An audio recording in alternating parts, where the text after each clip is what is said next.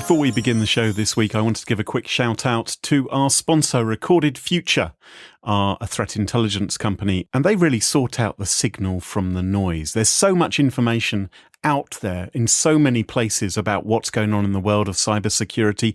You need some experts to sift through it and find out what's important, what is trending, and deliver that information to you in a timely fashion. Well, if you're interested in that, the latest information on the hackers, the exploits, the vulnerabilities, if you want that information delivered to you in a meaningful way every day, then sign up for the free Recorded Future Cyber Daily newsletter. All you have to do is go to recordedfuture.com/intel. That's recordedfuture.com/intel. And thanks very much to Recorded Future for sponsoring the show.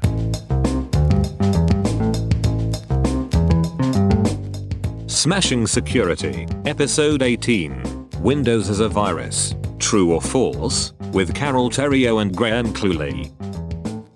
Hello, and welcome to another episode of Smashing Security, Episode 18. As always, I'm joined by my good buddy, Carole Theriault. Hello, Carole, what have you been up to? Oh, hi, Graham. I do have some news. I was last week at St. George's School. So hi to the girls at St. George's School in Harpenden. I was giving them a talk trying to get them to consider tech as a career path. Oh, yeah. Yeah, it was quite cool. Actually, a special shout out to Bernie, Sarah, and Zoe. These are three girls from the school who did the latest Cyber First Girls competition.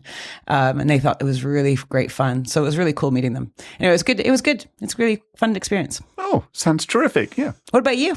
I've just come back from Paris. I was given a little Ooh talk. la la. Yeah, mais oui. How's your French coming along? Après le déluge. Yeah, Ce sont les mots qui vont très bien ensemble. C'est horrible. Anyway, yes, I actually managed to tweet under the English channel. I was quite impressed that the Wi-Fi worked. Really? Of course, I was using a VPN tunnel when I was using the Wi-Fi. Grown. Sorry about that. And if you heard any other sign in the background, that is our special guest this week, Michael Hucks from PC Matic. How are things, Michael? Things are great. I'm out here in Oxford for my first time in England, and Carole's been showing me around, and we've been having a great time. So it's been good awesome. to be here. God blimey, governor, it's your first time in England? My first time. Are you going to edit that out? I hope not. It's Dick Van Dyke. Yeah, to make him feel at home. Yeah, perfect. That's how it sounds, right? All right. Okay. Well, you know the score. What we do is we all bring a story, something which has caught our attention in the last week, something which we thought was interesting from the world of computer security and hacking and malware and vulnerabilities and threats and data breaches and all of those sort of things. And there's an old joke, isn't there? There's this joke which goes around, which is that, Windows, isn't that a virus? Isn't that malware? And people go, ha, ha, ha, ha, very jolly. Well, unfortunately, an antivirus product has made a bit of a clanger this week. Oh, no. Yep. What happened? By misidentifying Windows as being a virus. Oh, that seems rough. It does, doesn't it? Yeah, Webroot. you can't do that. The people responsible for causing this havoc. They released a bad update. I think it was on Sunday or Monday.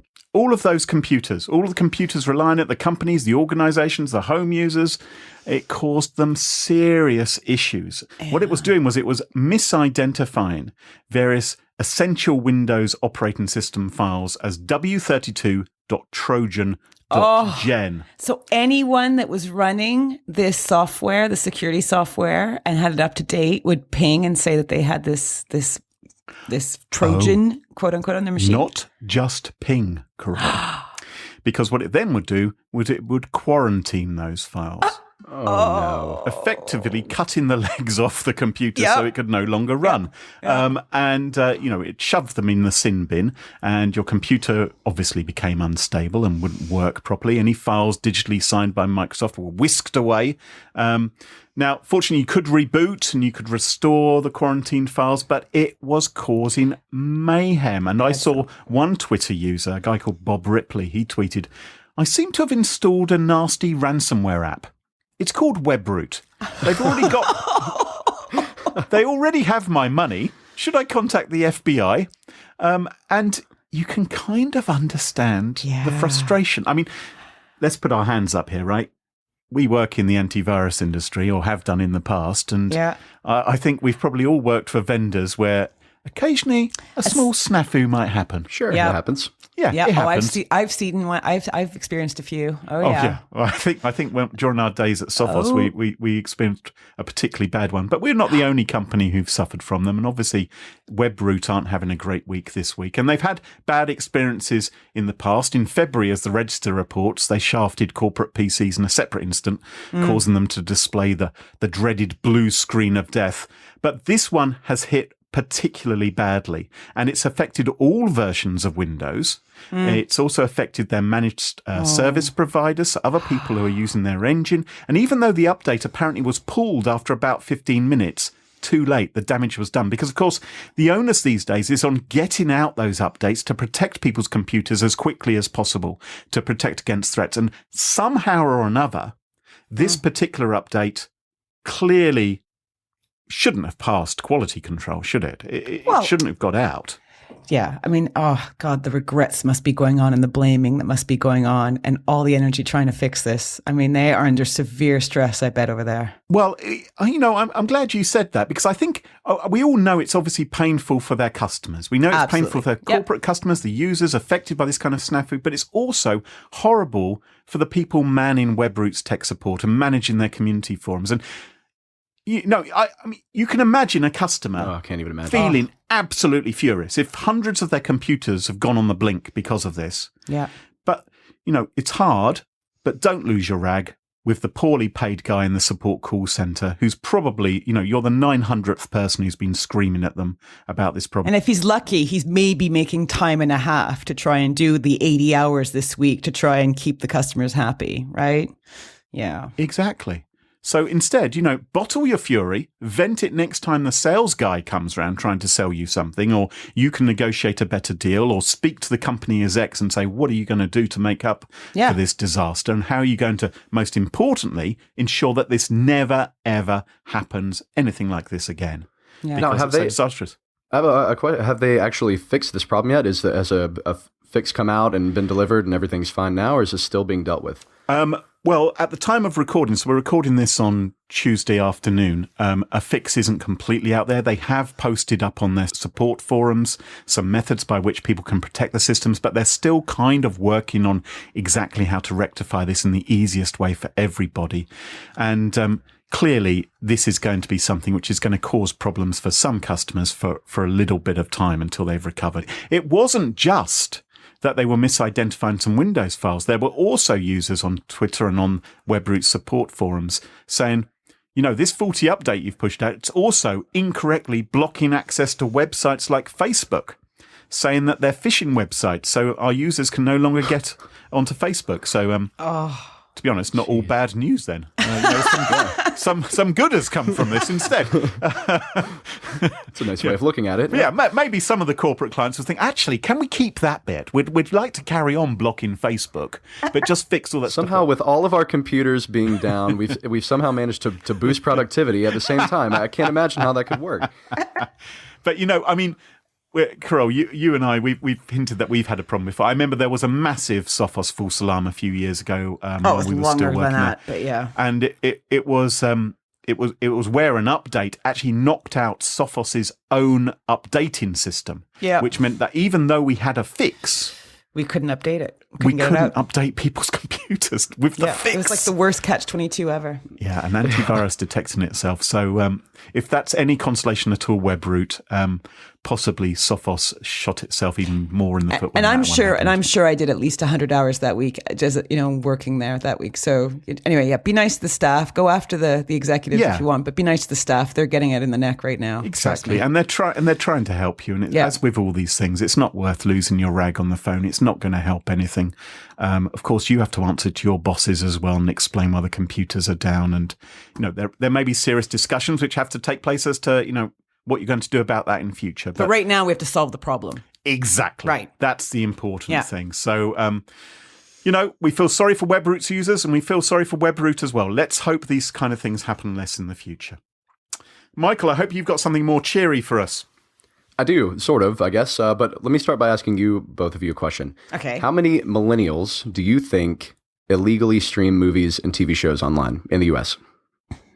Oh. About a quarter, I'd say. What would you guess? Probably. How many millennials? Oh, no, I'd think more than a quarter. I would think like 70. Stream illegally. Yeah, 70% or something like that, don't you think?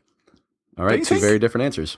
Because Yeah, I no. think because they're all like addicted to, I don't know, Game of Thrones or something like that, aren't they? I mean, everyone streams, but then of course you want to see it as quickly as possible. And mind you, I'm not sure because most TV shows come out of the States. Like if it was from a country outside the States, wanted an American show, maybe it's higher. No, Sorry, this I is a think very you're long crazy. answer I'm giving you. It's a detailed answer. Yeah. Okay, I'm going to say Nothing wrong with that. I'm sticking. It's 25%. All right, I'm going to say 25. 70 because that's what I said earlier. Okay, well, you were both off, but right in the middle of the two of you. So you mean we're both right? 53%, apparently. Fantastic. Yeah, you're both as right as the other one. I can say that. all that We matters. found out a new study found that more than half of 53% specifically of all North American millennials regularly use pirate streaming services to watch TV shows and movies. I'm surprised by that. Yeah, They don't have really. Netflix? Do they not have, are Well, they not that's- using Amazon and all that stuff? According to this, the preferred method is legal streaming. But, in the age of not wanting to wait for anything and instant gratification, if that thing is not there, it's very accessible to go and just grab something for free online. Yeah. And so most people are doing that. Because there are these naughty sites these days where you don't have to go through all the effort of downloading a 1.3 gigabyte torrent or something like that, where you can, it's like Netflix, right? You can just stream a movie. And But it's I illegal. I have encountered these sites where the movie might be released on DVD or something like that, and it isn't on Netflix yet. And you can just click and watch it. And Graham, Right. did you ever get in trouble for that? I didn't say I've done it, Carole. Yeah, I said someone I'm he not- knows did that once. It's not something actually I regularly do. Yeah. But I have done it once or twice in the past. I must admit, hands up. Sorry about that. But my preference would normally be to go to BBC iPlayer or to Netflix or Amazon Prime. Or Okay, something like but that. there's a few just because issues it with works. those. Yeah. So, okay, let's talk BBC iPlayer. I use it. Right. However, I have trouble using it when my VPN is turned on and I'm in the country. And I have trouble using it if I'm traveling, because even though I'm a licensed user and a licensed payer, I can't watch it when I physically am outside the country. Yeah, well, that is a problem. Some of these legitimate streaming sites, they do try and prevent the use of VPNs, which, obviously runs contrary to what we would normally Right. recommend in terms of security. But of course, when we are overseas, I've got a young child. If I'm overseas and he wants to watch his favorite TV show, I would quite like to be able to log into iPlayer or one of the others and show it to him because I'm a licensed payer and I'm a registered user of that particular site. I think those sites will begin to provide a mechanism for doing that.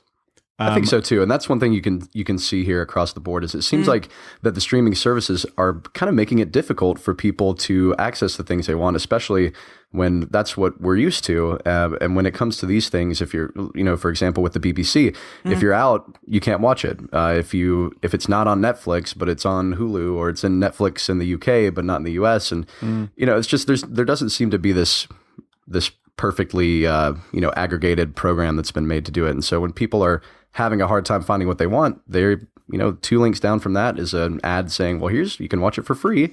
Yeah. Can't really blame people for clicking on it, I guess. But it is interesting how annoying it is because, like, you live in the States, for example, and I remember I watched that documentary. I think I recommended it to both of you. I watched that documentary called Tickled. Everyone out there, Oh, yeah. totally watch it. It's so Yeah, great. And I think, Graham, you fascinating. watched it, right? Yes, I have. It's yeah, really when good. it was great. So I obviously told Michael about it, and he can't. It's not available for him on Netflix because they have a different version of Netflix for the UK and US, Right. and he doesn't Yeah. have access to it yet. So yeah. Well, I Which is know what annoying. you two are doing tonight then. You can get a cup of cocoa and watch Hey, Tickles. yes, that's Gotta exactly what we do. soak it all in while I'm here. Yeah, while he's in the UK. God blimey, Governor. That's what you need to be doing, isn't it? Now, imagine the reason why you're raising this issue, however, is not just because we care about the movie industry, but because of the potential security implications. Because if Way to you're- go steal his thunder.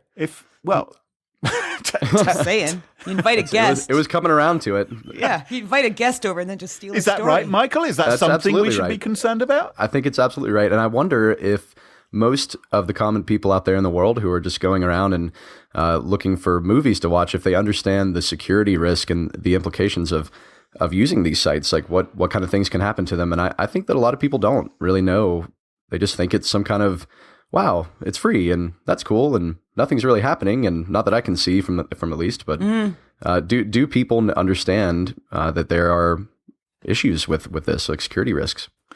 Because if I was a bad guy, Yeah, which if. Thank you. I might disguise my malware as a video codec which you need to download in order to stream the latest episode of Lord knows what. Or, it's a natural thing to do. And just as we've seen, for instance, apps which have been malware infected and pirated and put up onto torrents, equally, there's no reason to think that a streaming site, an illegitimate streaming site, if we want to call it that, might attempt to trick you into installing something or have some booby-trapped, malformed flash player, just ready to infect your computer. And I guess, you have recourse with the big boys, right? Like if you go to Netflix and there's a problem, at least there's a place for you to complain if something goes wrong. Yeah, and Netflix, of course, if anything were to go wrong on Netflix, it would go wrong for millions and millions of people worldwide and be very obvious. Yeah. So hopefully nothing ever like that will happen. But certainly these other sites, you have to be a little bit more cautious about. After all, they've already proven that they're not necessarily walking the right ethical line by making available these movies which they don't necessarily have permission for anyway, right? So they're already a little bit grey. And True, but I wonder if it's naive to assume that a lot of people don't know what the difference between free and illegal is. Like what is allowed to be free, and if someone goes on the internet and they say, "Can I watch The Big Lebowski for free?" and there's a link right at the top and it says, hop right in. Do they necessarily know that they're even doing something wrong? I mean, a lot of these sites are very professionally done. They have great search queues, and you can just kind of go through and find whatever you want. They look legitimate, a lot of them. So what advice should we be giving people to protect them better against these sort of things? Don't do it. Okay, so say someone absolutely must stream something from a site that, whether we're assuming it's legal, and they have to stream something from a site they do not know and therefore can't trust. That's what we can focus on. What would you suggest? I'd suggest don't register with it. Have a throwaway email account if you have to register on it, would be one. I'll tell you what you might want to do. Okay, so, first of all, you've set this example, Carole, where you've said you've absolutely got to watch something. First of all, let's question that. Is there anything you've absolutely really got to watch? Yes, right? Definitely. But if you absolutely do have to watch something for some reason, then you might be an awful lot safer maybe using an iOS device. So using your iPhone or your iPad rather than Android or using Windows. So you're in the walled garden concept? And because generally they're more secure. Yeah. And there's less opportunities to exploit it, and the hackers are less likely to be attempting to exploit on those particular devices. I agree. And be very wary of any site which asks you to register or give the email address. And if you are going to do that, give them a throwaway email address instead. Don't give them your personal information in order to watch the movie. Yep. Definitely. And that should avoid most of the threats in that way. But generally, I'd say, get a little bit of patience, or look for the video on YouTube or something. Or, Thanks, Granddad. That is my role, Carole, on this podcast, is to be the curmudgeonly granddad. You do it so well. Well, thank you, Carole. You're welcome. You can wait. People can wait a little bit. And if anyone needs any more reason to not do it, I think that another repercussion just outside of security is how much it can cost you. I mean, people have been charged and ordered to pay upwards of over $500,000 for illegally downloading 30 songs. I looked at one today that you are kidding me. Guy was charged $22,500 per song that he downloaded and shared online. And this is a student in Boston who just downloaded some songs, just like everyone else has always done. But he's also sharing them online, though, isn't he? Yeah. Mm-hmm. He's not just downloading them. I mean, that is obviously okay. That's probably the worst bit of it. Yeah, is that he's then encouraging but others. How many people don't even realize that? I think I'm really glad you brought the story. I mean, I think we just have to be aware that if they go after you, it's big bucks. Can be bad. Yep. Yeah. Well, I'm going to say, show a little bit of self-restraint, for goodness sake. Wait until it arrives in your iPlayer or Hulu or whatever. I seem to remember you with Doctor Who chomping at the bit for the next episode. Carole, that's Doctor Who. That's a whole different story. Yeah, well, yeah, and there's certain ones that, they don't fall within the same category as everything else. Thank you, Michael. I really like you as a guest. You're excellent. Carole, what have you got for us? Well, Gents, cast your minds back to Ashley Madison. What is the first thing that comes to mind? I think of someone with collagen implanted lips and a finger up to them going, shh. I can see the logo. So you're thinking of the website rather than the hack that happened in July 2015? Oh, sorry. Yes. No, I was thinking of the hack. Obviously, I was thinking of the hack. Oh, I was just thinking of my homepage. So yeah, we went to different places, but that's yes, right. you did. Well, yes, okay. So onwards. So do you remember there was just a recap? So it was the Impact team that stole just shy of 13 gigs of user data, right, from the Flanders paradise. Now, we can't tell you how many people that actually represents because a lot of the female registrants, if you remember, were found out to be actually bots. But I remember, and Gizmodo, and high five to Gizmodo because they did that research and it was awesome. It was a great. I thought that was fantastic. Yeah, it was such a great story. So we can't really tell you how many of the people that is, but I think we can say most of the men were real. So a lot of people were affected. Now, why did they get hacked? The goal was to shut down this site because it was for moralistic reasons of, the fact that they destroyed families and the rest. However, the threat was we're going to publish the identities of all the registered users, regardless of whether they use the services or not. So, of course, we all know what happened. Ashley Madison did not shut down. Impact Team did publish the data on the dark web. And as we remember, the media went bananas. Now, there were obviously horrific consequences. I think there were 2 suicides in Toronto, and there was a few down south, I think New Orleans. There was a few suicides down there as well. So... Jeez. Yeah, and this is a few years ago, right? So you think everyone's forgotten that story. That happened 2 years ago. Why am I talking about it today? Well, a blackmail campaign has just been launched, and it's using the data from this dump. Oh, saw that coming. So what they've done is they've contacted targeted Ashley Madison users, so from the email addresses that they had collated and published. And the email read as follows. So on May 1st, 2017, we are launching our new site, Cheaters Gallery, exposing those who cheat and destroy families. We will launch the site with a big email to all the friends and families of cheaters taken from Facebook, LinkedIn, and other social sites. They will include you if you do not pay to opt out. Yeah. So the payment is 0.4 of a Bitcoin or $500 US. Right. So what do you do, right? What do you do if you're on that list? If you receive this email, like, do you play the ostrich and convince yourself that they're bluffing? Do you pay up, and hope that it keeps a lid on everything? Or do you just tell them to f themselves? Tough. It's tough being in the situation. I mean, it seems very scary since they say that they're going to launch a site with a big email. So that big email, who knows what that's going to include. Well, yeah. I wouldn't tell them to f themselves.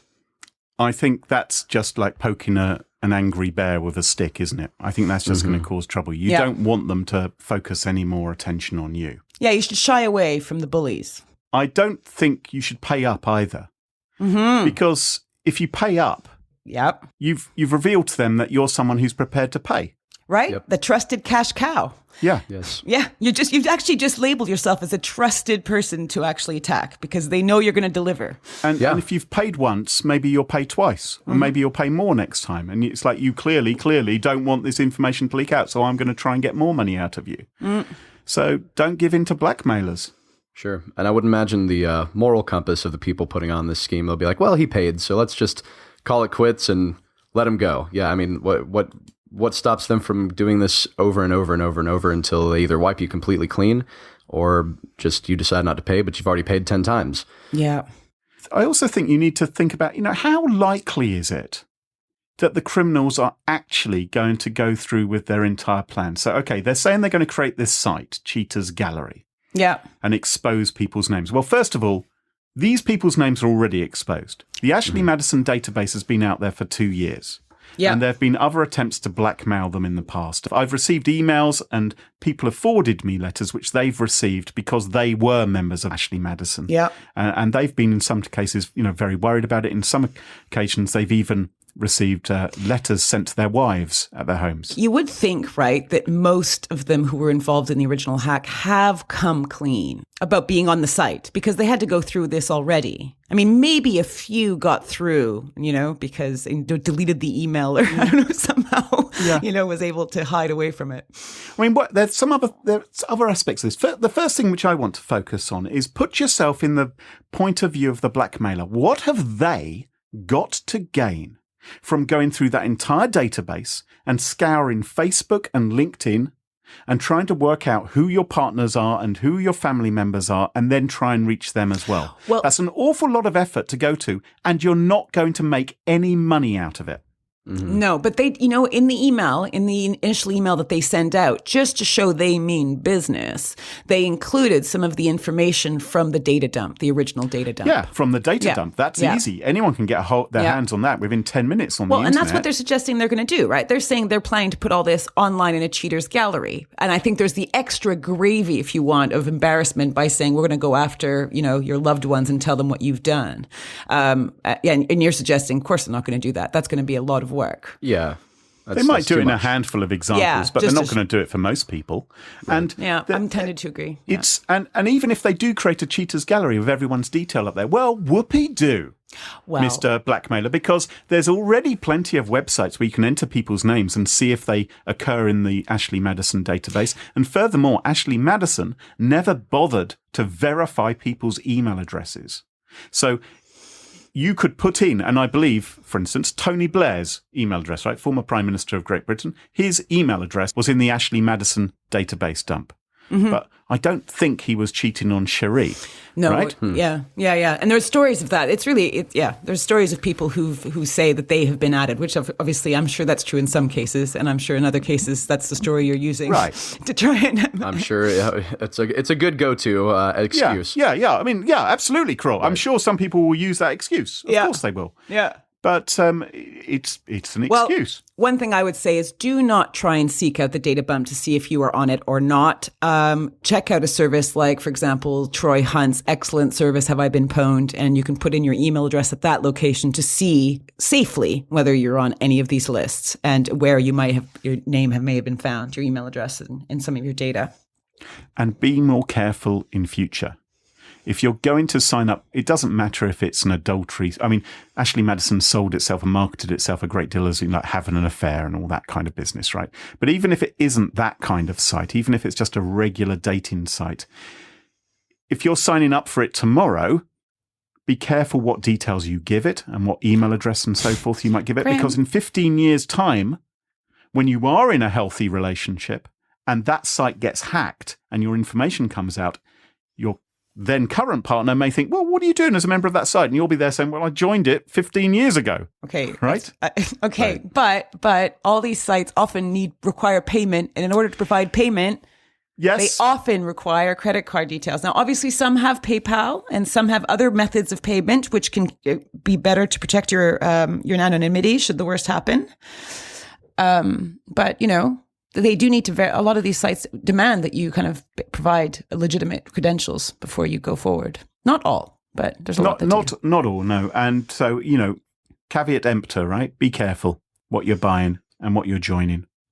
And I think we're all agreed, don't pay the blackmailers, right? Don't pay. Yeah, absolutely. Please do not pay. Because if everyone didn't pay, if the payback was low, then wouldn't the criminals kind of go, ooh, that didn't work. Maybe we should do something else. That data's dead. Yeah.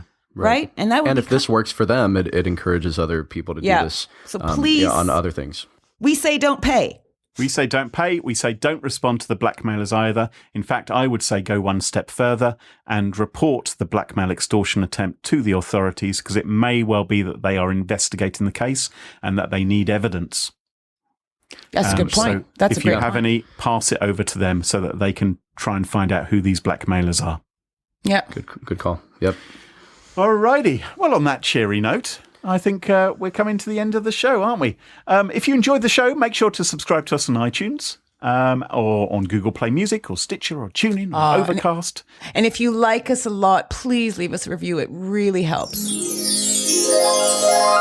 And a big shout out to Recorded Future, our sponsors this week. You can sign up to their Cyber Daily newsletter and get their latest insights at recordedfuture.com/intel. Well, thanks very much for joining us this week. Thank you, Michael, as well. I hope the podcast wasn't too painful for you. Thanks for having me. It was a lot of fun. I'll be back someday. Yay.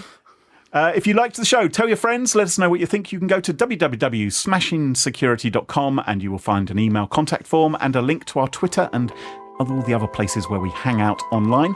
And until next week, toodaloo, bye-bye. Bye. Au revoir.